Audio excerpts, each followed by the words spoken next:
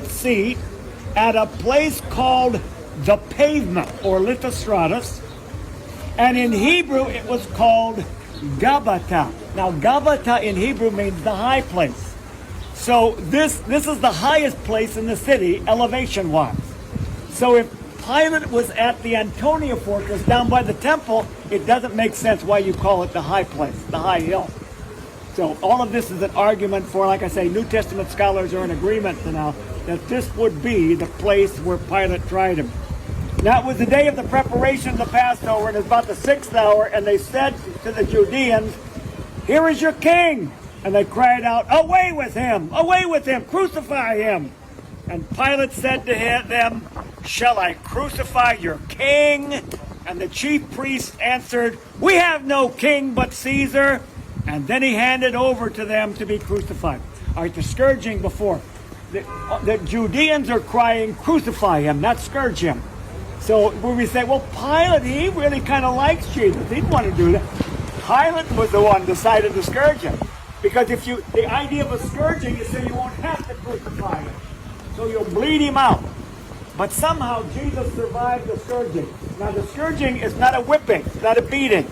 The scourging is you have glass and metal and bone on the end of these 9 tails, and you lay it on his back and you rip the back out. You lay it on his back and you rip the back out. It's 49 times save 1. You're pulling now, and by the end he has no intercostal muscles. He has no diaphragm left. He has no back. He can't carry his crossbar. He needs help. So they throw this piece of meat, if we can put it down like that, down on the pavement, and they say, "Now, take your cross, dog, to the place of crucifixion under guard." So the soldiers now are basically sort of kicking him along and moving him, and they call people to help. But right through the middle of the marketplace, which is the middle of the marketplace today.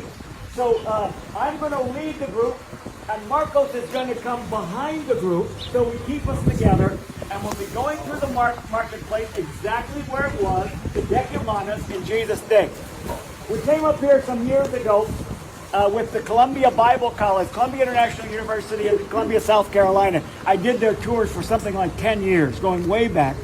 And there was a professor there at the Bible College who always wanted to come to Israel. He was the one the last year that got the group together, and then he broke his hip a week before we were coming, and his name was Don. And I said, "Don, I'm so sorry to hear that. I wish you could come." He said, "What? I'm coming. You know, you think a little broken hip is going to keep me from Israel? I'm coming." So I said, "Well, look, you can't walk. That's kind of a problem, right?" He said, "Well, the problem, something that could, like a chair or something?" I said, "Yeah, we'll get you a chair." So we were able to get him to most places. And then finally we came to here, and I started talking about the way of sorrow and how it was Jesus crawled to the cross. Think of it like that. To say he walked to the cross is really putting it mildly, very positively. That's not the situation. See, they soften the blow of the crucifixion because they don't want you to get caught up in the gore, so you don't sense what the meaning of this sacrifice was. So anyway, Don got here and he's in tears, and Don says, "I'm not going to be wheeled to the cross where my Lord crawled. I'm not going to do it." And we tried to reason with him. We said, "Don, you're going to have to, because we're going through the middle of the city, and there's no way you can make this anyway. You can't even walk." And I had my bus driver with me, Adil, my old bus driver. And Adil is kind of a slight guy, but he was always on site with us, like Waleed was on site, because we needed help, and especially with Don. So Adil was there. He was listening to all this. And in the middle of all this discussion with Don, Adil walked up, was a Muslim guy. He walked up and he bent over and he put Don on his back, and he started carrying him all the way to the cross. And by the time we got there, we said, I looked at the group and I said, "You expect me to talk now? There's no way." I mean, we were all overcome because this was a Muslim man who saw this guy wants to go to the cross. He believes this, and I'm going to get him here. I said, now, we all see what Jesus did for us. He put us on his back when he had no back, and he got us to the cross. Isn't that great?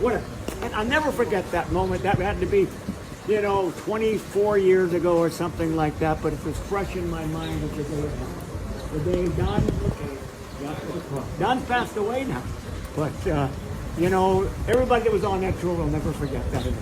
All right, we're gonna walk to the cross. So,